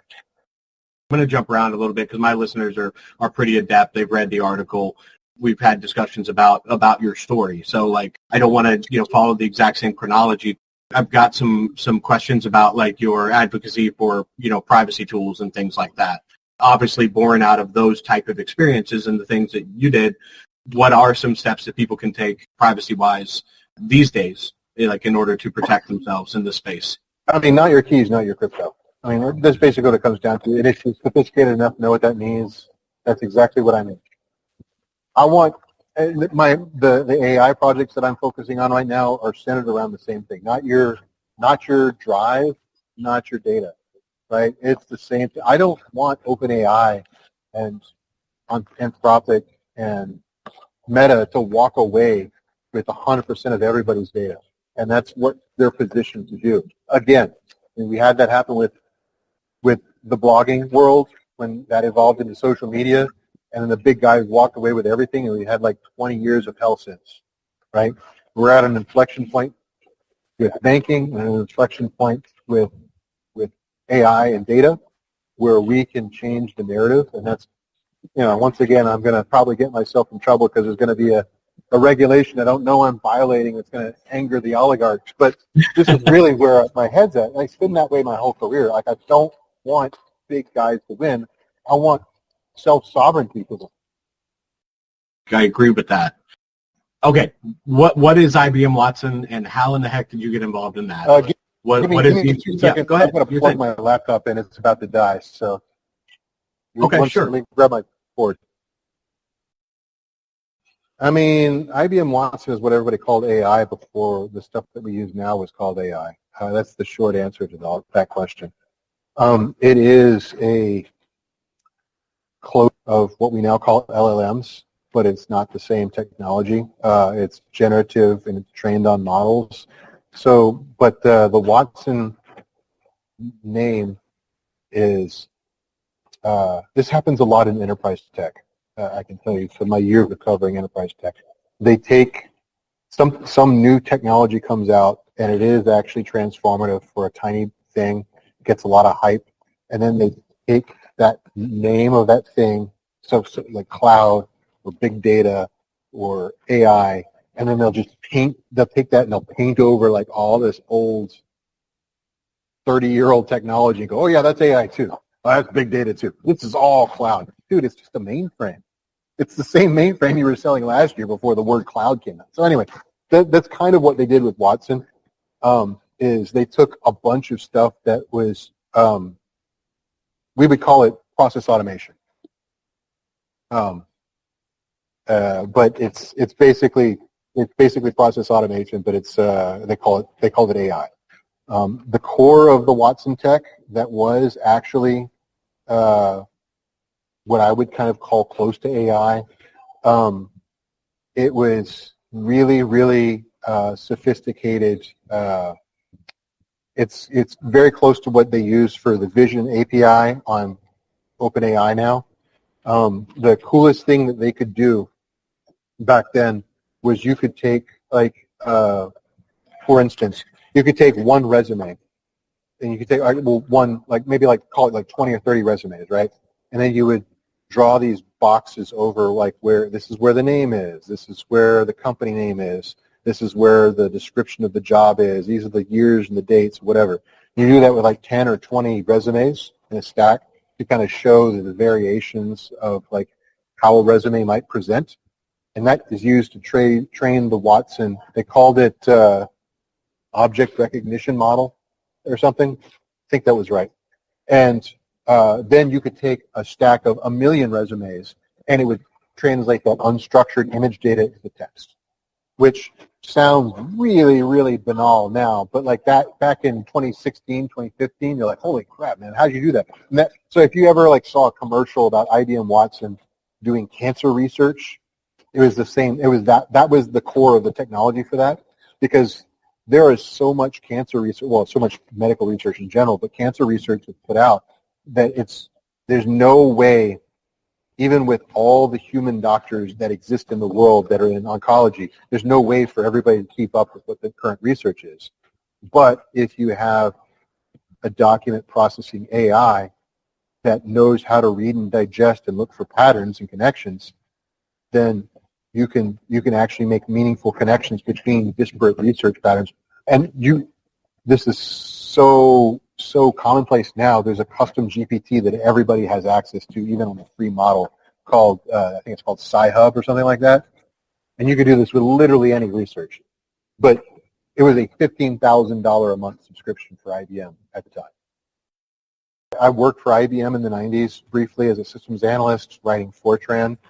And I covered enterprise tech for years, and they have this thing called the Futurist program where they'll just try to recruit smart people and get them to come in and talk about whatever it is they're smart about. So like for me, it was blockchain and AI, because I've been playing with AI professionally and avocationally since I was in high school. So, and because I had been covering tech with SiliconANGLE so long, they knew my name, but they have a strict internal company policy where they can't hire journalists into the Futures program. So the moment I left and started Roger Wilco, they were literally like 5 minutes later knocking on my door saying, hey, can you join the Futures program now? So it was gratifying to hear, and it was fun. I don't do too much with them anymore, but for a lot of years there, pre-pandemic, they would fly me out to shows and have me do talks and short little videos. And they would, but the cool benefit was back then, when it was rare, is I had free, unfettered access to anything that IBM created, just so I could play with it and make toys to play with and show off at the year's conference. They don't do as many conferences as they used to after the pandemic, so that's part of why I don't do much of that anymore. The other part is they're not super keen on being associated with a felon. So you made some pretty big waves, I think, because I'm kind of familiar with your environmental impact work discussing Bitcoin. Was that connected at all with Watson, or was that something you did separately? Can you tell us a little bit about that? Well, so the other half, or the other third of the SiliconANGLE business, I mentioned theCUBE, I mentioned SiliconANGLE, the blog. We had this other research group that's much like Forrester, Gartner, or McKinsey, that does enterprise-grade research. And so I was familiar with the reporting structure, how to structure a report and put it out there. And so when I was at Roger Wilco, to kind of maintain credibility with some of our enterprise clients, I was trying to do some semblance of enterprise-grade research reports. And again, just like the Wilco wallet, like I got so tired of answering the same question, because you're familiar with Doge Economist, I'm sure, or Digiconomist.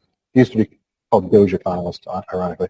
And so he put out this misinformation that got every year around the same time, or every 2 years around the same time, it would get quoted by like the New York Times or Forbes or somebody. And everybody on Reddit and Twitter would think they're an expert. Oh, every time you do a Bitcoin transaction, 20 baby seals die, or whatever they were trying to say, And so I just I got to write a report that can kind of be the beachhead out here that debunks this. And thank God Nick Carter has taken up the torch now. He's the guy that basically does this research on the truth of Bitcoin mining. But there was really not a lot of voices trying to publish on that at the time, and I try to be one of them. And so, without having you go into everything, like what would be the bullet points from that? Like you were kind of debunking some of these claims about the overuse of energy consumption, or? Well, so there was like basically 2 or 3 points. I can't remember what's in that report. I just know what I've said over the years. But what I've said over the years is a lot of what Nick Carter said. Is pointing out the ways in which the Digiconomist report is flawed primarily, and the central sin of the Digiconomist report is equating a transaction with the amount of kilowatt hours used, right? Because that when you equate those two things, then on-chain activity becomes a proxy for kilowatt hours used, and that's just not how Bitcoin works. Like you can have, like as we're seeing right now on the Bitcoin mainnet, empty blocks. What does that mean? Does it mean the miners aren't using any energy? No, quite the opposite. They're using more energy than ever, but it has no connection to the amount of blocks, right? So that was like one thing that I tried to harp on is like, look, this is a central conceit of the original paper. It's wrong in many, many ways. Second central conceit is, okay, so let's assume that we're maxing out capacity on the Bitcoin network and we're increasing the security budget of Bitcoin at the same rate, and like just chart out what a transaction costs in security budget in an accurate way. Now let's do the same thing for the Visa network. Let's do the same thing for the ACH network. How do you do that? Well, how much does it cost to drive back and forth to the bank every day at every bank branch on the planet Earth? How much does it cost to keep Wall Street servers open? How much does it cost to run the servers that you log into to run your bank account, right? Like there's so many ways. So you're talking about carbon footprint at that point. And by any metric that you use, fictional or real, the Bitcoin network is a far more efficient way of accounting for value transfer than it is in TradFi. Just hands down. Right, so like there's no possible way to make a counterpoint that holds together understood. Would you be categorized as somebody still today that would be considered like a Bitcoin maximalist, or do you? I predate the term Bitcoin maximalist. If you look at anybody that was around before, because Vitalik is the one that came up with that word, right? And he was using it as a pejorative, and then the Bitcoin First guys kind of like adopted it as a badge of honor, right? But if you look at anybody that was around when Vitalik was in the scene and when Hal Finney was in the scene, anybody from pre-2013 era, they would be called a shit. Look at Eric Voorhees, like he's a shitcoiner by a maxi standard.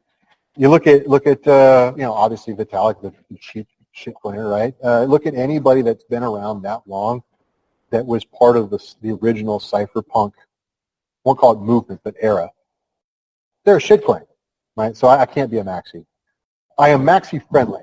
The big maxi conferences often invite me to talk, and I am, because of my age in the industry, they put up with me.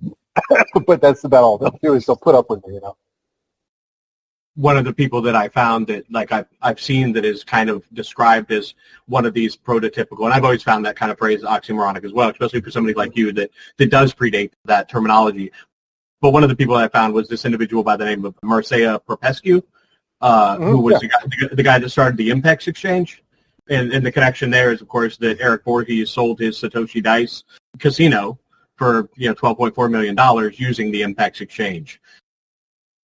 Once Ethereum comes along, I can understand adopting that FUD or whatever you want to call it, as a badge of honor, and that Popescu guy, like he was known as like the father of Bitcoin toxicity, because I guess like these guys were kind of like on the TRB, which was the real Bitcoin.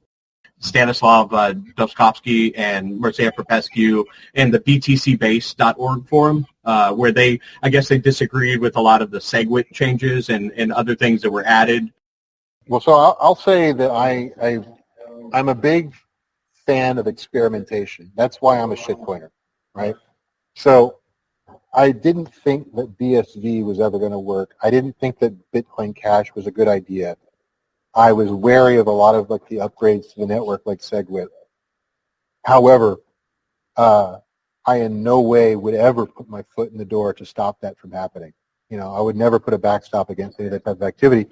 And I think it is very valuable that BSV existed. Craig Wright's legacy, you know, be damned, because it showed us what happens when there are no caps on node size. When you don't have an incentive for maintaining a node and you don't cap the node size, the network falls over. Like that's, I mean, yes, any reasonable person could have predicted it, and many reasonable people did. But many reasonable people didn't predict it and went with it whole hog and bet billions that it would work.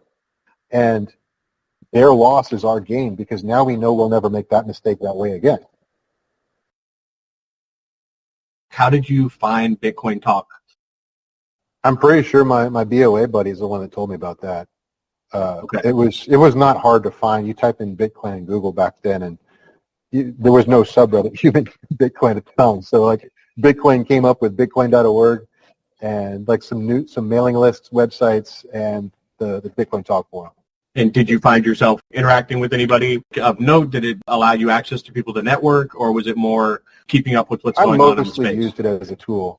But I will say that, you know, Andreas Antonopoulos, who's not kind of a crypto celebrity anymore unless you're of a certain age, but, you know, allowed me to be able to, I mean, interactions with him allowed me to be able to approach him, you know, at some meetups where I later saw him in San Francisco. That was cool. I think I was on, I was either DMing with or on the launch thread with Charlie Lee for Litecoin. So, you know, I wouldn't say I'm like super friendly with Charlie Lee, but, you know, like I can have brushed shoulders and elbows with him because of the Bitcoin Talk forum. You know, I honestly, I don't know who I know. I would have to go back and look at my post history. Sadly, I lost access to that account. And the only way for me to get it back would be for me to sign a transaction from that iPad thread. But the computer with that private key on it is sitting in a FBI storage locker right now, so I'm kind of fucked. So, wow. But I do understand that you were able to retain your Bitcoin holdings, or yeah, no, I mean I had no aggrieved parties in my case. There was no fraud in my case, so therefore there was no restitution. That's good. That's good. Yeah. I'm sure that was like something to look forward to, you know, while you were serving that time that you. Well, I mean, like it was either that. I'm glad. I'm glad they decided not to screw me in that way, because my family would be on the street. Like, you know, my entire livelihood is my crypto savings plus whatever I was making from OTC sales, and they told me to stop working, which I did, and then and then obviously for the year and a half I'm serving my sentence and like coming out on probation, I had no income. So we're living off of what, you know, I made in the years prior. I got to throw a little bit of meat on the bone for my listeners here, so I want to give you a little bit of what I'm trying to do in this space. Okay. In line with your philosophy of trying to find ways of correcting false narratives, kind of being the change you want to be rather than begging somebody to come down and fix it for you. I came across this coin that was created about a month ago from a Reddit thread, which I teased at the beginning. And this idea that was put out there on a Reddit thread, it was very innocuous, very jokey, like, hey, I'm playing this Space Quest game, and there's a coin in here that has a B with lines through it. Predates Bitcoin, ? Right? It was just very, you know, kind of generic. And as somebody that like grew up playing, you know, all of the Quest games, all of the Sierra games series, this was not new to me. Like I knew that the Buckazoid token in the game, which was a shard of metal minted on Xenon that was used, like if you had 2,000 of them, you had 2,000 of them in your pocket, right? And what takes place obviously in a lot of the meme space is that, the facts don't matter. It's kind of that medium is the message, Marshall McLuhan kind of, way of looking at it where, if you can spin a whatever works narrative quick enough, you can capitalize, create monopolies for yourself and others, and then it really doesn't matter whether or not fact or fiction exist. And so, like, one of the things that I think would be best for, these like the Solana blockchain, which is, a lot of the times is really just called the Solana casino, would be if we could find people like you who've been doing journalism for your whole life and like mint proper narratives on the blockchain, like kind of introduce investigative journalism, even like, minting music onto the blockchain, like individuals being able to crowdfund themselves with a single release, and it lives or dies on the market or it doesn't based on the audibility and whether or not it's any good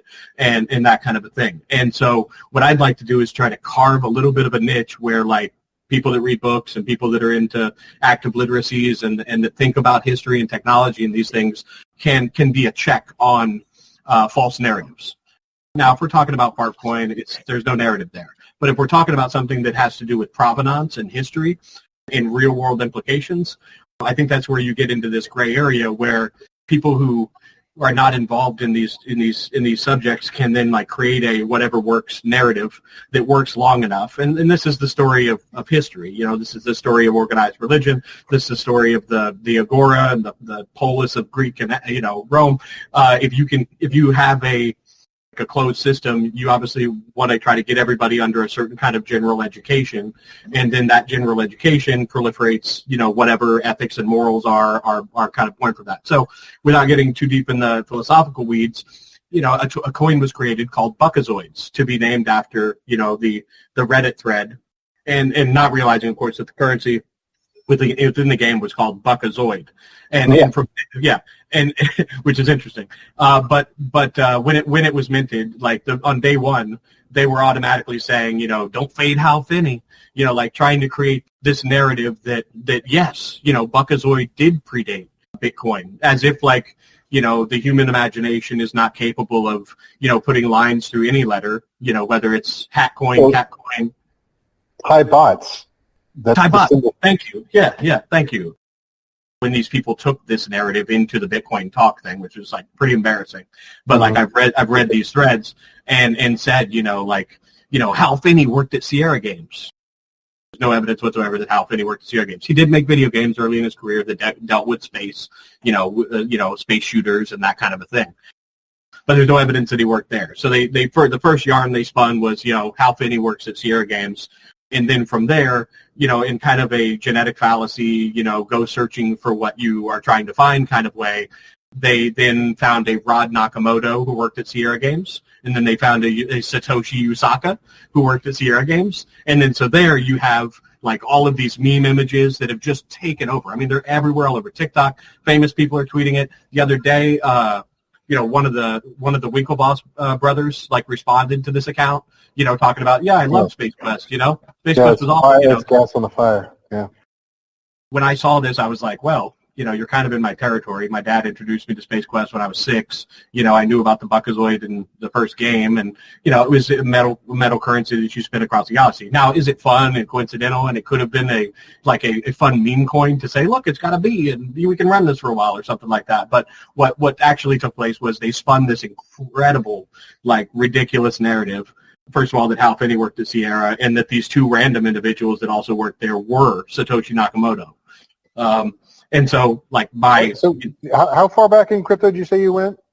I started off on the Ethereum blockchain in probably like 10, 12 years. So this is an area for you to investigate. Like, not that you need help debunking this thing, but and this is just off the dome. But I know there's gold in the hills, metaphorically, for you to find this.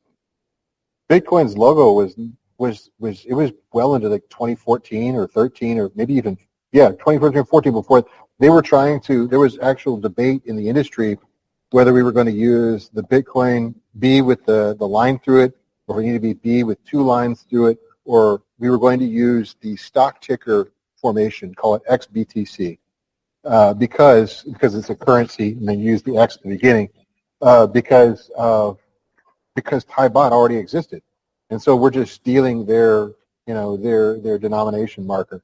So there was, like, if you can go back on the Bitcoin talk forums and probably an r/Bitcoin, and if it's r/Bitcoin, that means it had to have been 13 or later. Lively debates on what the proper way to refer to Bitcoin is. And it wasn't even until after those debates were settled that we went with the orange B logo. Which was created by a BitBoy, but not the one that got famous. Yeah, different BitBoy, yeah. Yeah. Okay. So yeah, like I know this, like the images, when you go look for this, they've since, like, they're no longer hosted, but you can find the threads, and it'll come up with a, cannot find this image kind of thing. But we know that Bitcoin had the BC logo. It had an evolution over time. And a lot of this probably stems from just, like, younger people who don't understand the history of, like, Atom Back and Hashcash and BitGold and all of these other like true ideological precursors to what birthed Bitcoin. And of course, with Hal Finney receiving the first transactions, well, that's a gold mine for these people to spin this thing, right? Sure. And not even going into the details about the individual who launched this project, who he was actually responsible for the proof of memes the coin that happened like 2 years ago during the bull cycle, where he tried to start his own chain and bring in all these other meme coins to migrate over, and the whole thing run for like $300 million. And nobody figured out until way later that the dude running the Buckazoids coin is the same dude. Like, it took a long time.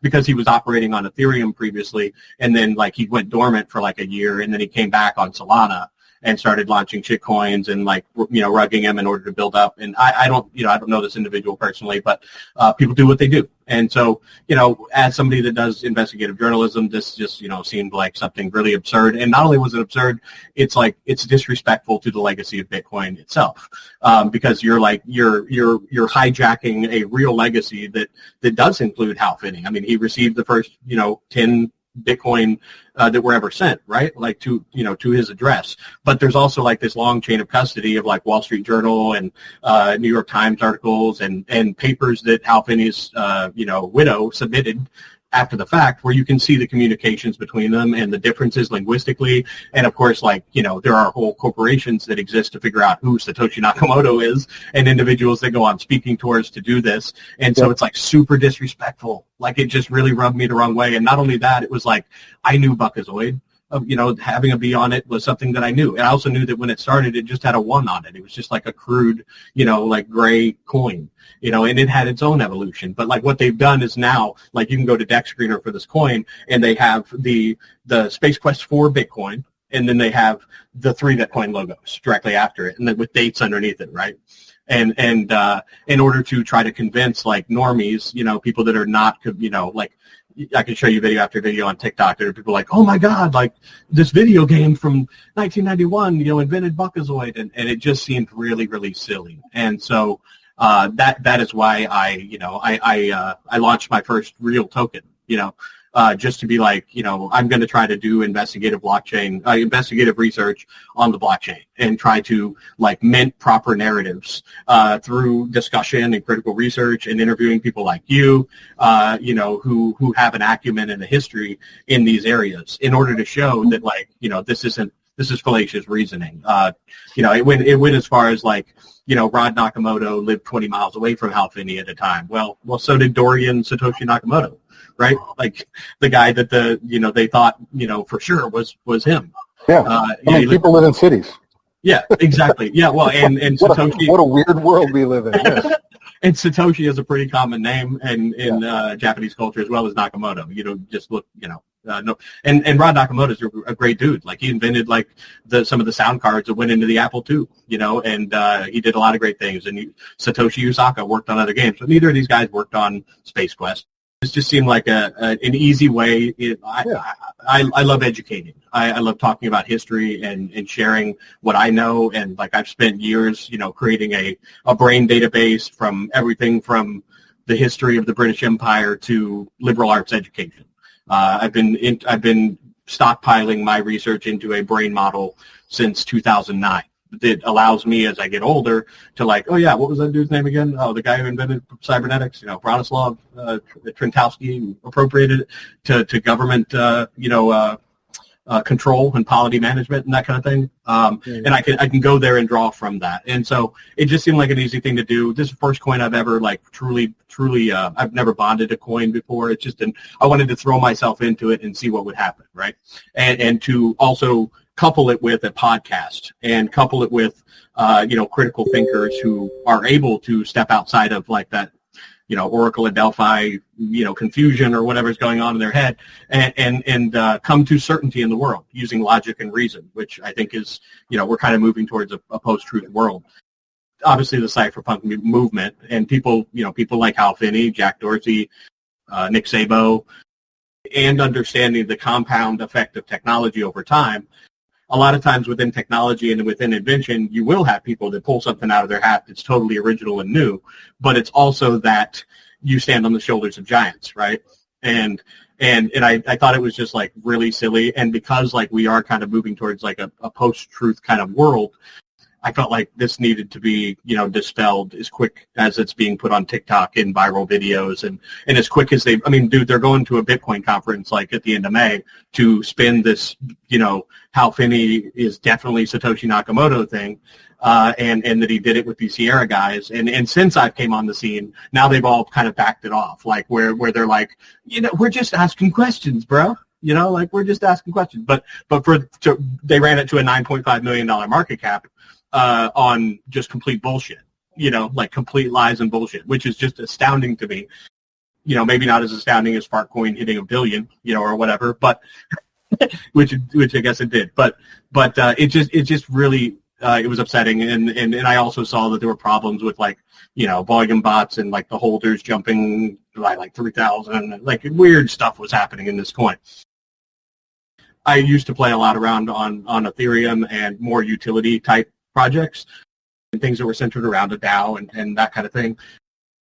And on Solana, like, and with Pump Fund, thank God the liquidity is off, locked to where you can't just pull it and run like you could with like an SPL token or any of these other things. So yeah, I find it fascinating. So it kind of ties in my introduction to computers and BBSs and all of those things, because like Space Quest was like at the formative time for that. And also with like Star Wars and Star Trek, and then you get to be somebody on the hero's journey within a game, right?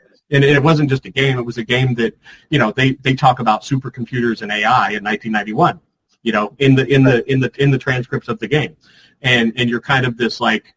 Roger Wilco is a hapless guy who's mopping the floor on the lowliest spaceship in the galaxy, and then by the end of it, he's solved all the riddles and puzzles and rescued the two guys from Andromeda who created the game. And each one had a different thing, and there was an evolution of some of the games didn't even use the Buckazoid currency. So the idea to me was just so absurd. The Thai bot that you said that it's just makes my day, because that's that people just don't understand the ideological precursors. Now I'm to the point where I'm at the mentality of like the most entertaining outcome should be the most likely, and so let's see, can Buckazoid have the mind share to do something in the world, Right. Yeah, and so I really appreciate your time today. I've got like a little bit left here. I'd like to ask you about as far as like philosophical. Yeah. No, I'm just curious, but is that how my name kind of got tied into this whole thing? Because I was a crypto guy that had Roger Wilco agency. Yeah, I was aware of your story before that, and okay. So like when I came across the Roger Wilco agency, and the dude's name is Roger Wilco, and you're of the age that, and you admit you say you played the game, yeah. And so like that's where you came on my radar recently. I get how this conversation happened now. Yeah, no, I mean. Yeah. I, honestly, until I read your Substack, I had no idea that this meme. I mean, it's so billions of freaking meme coins nowadays, but I had no idea that thing existed.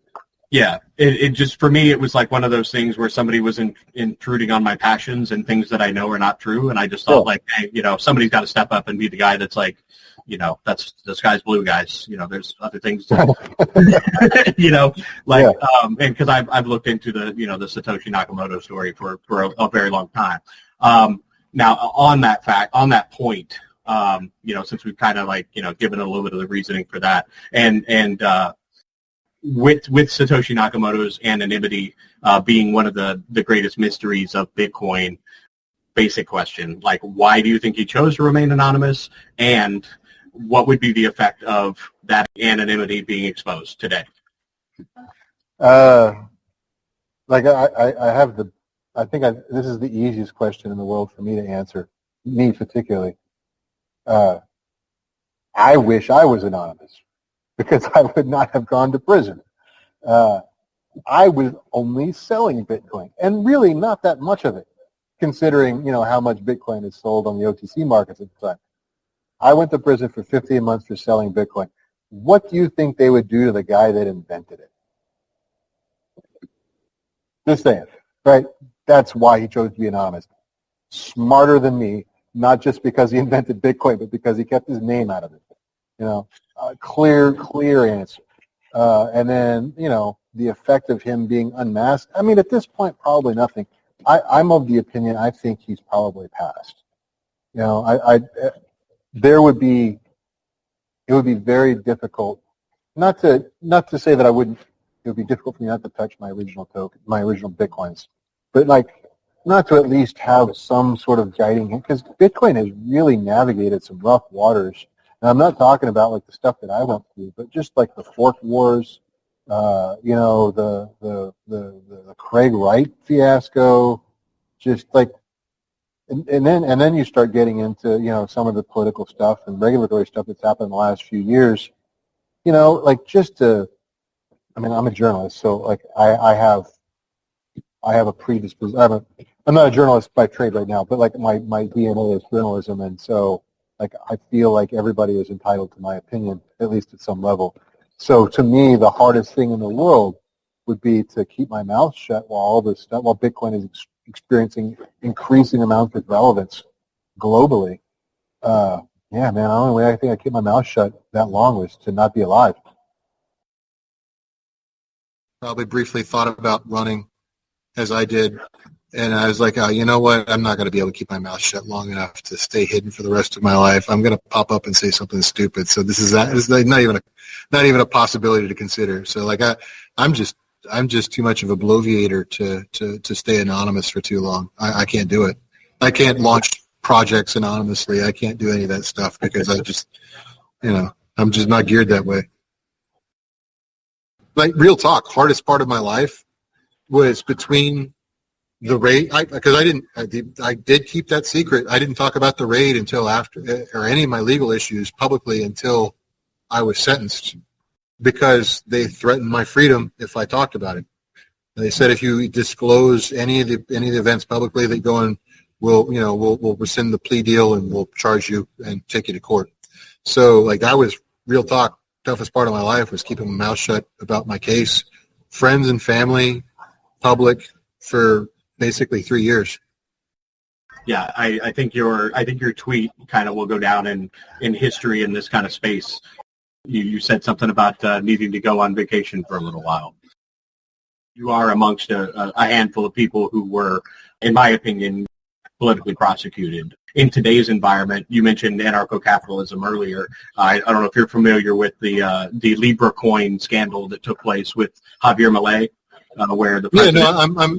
I wouldn't say I'm well versed on it, but I'm sure I saw the headlines. So yeah, CoffeeZilla kind of broke open that whole story about how there were individuals in the U.S. who not only sniped the Libra coin in a huge way, and but they sniped the Melania coin, and that during the Trump crypto ball where Snoop Dogg was performing, there were agents of the Trump administration giving out early CA to members of the crypto ball. And so by the time the Trump coin was announced and hit the market, it's already at a $1 million market cap, $3 million market cap.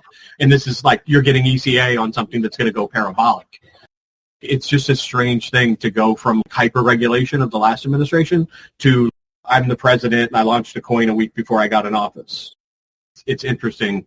And of course, there were a lot of coins that popped up like Jail Malay and all these things, but it was the writings on the wall, with Elon Musk and his embrace of anarcho-capitalism and really, modeling Doge off of what took place down there with throwing out a lot of the, social service programs and things like that. And so while the end goal may be to bring about a decentralization of government control in some ways.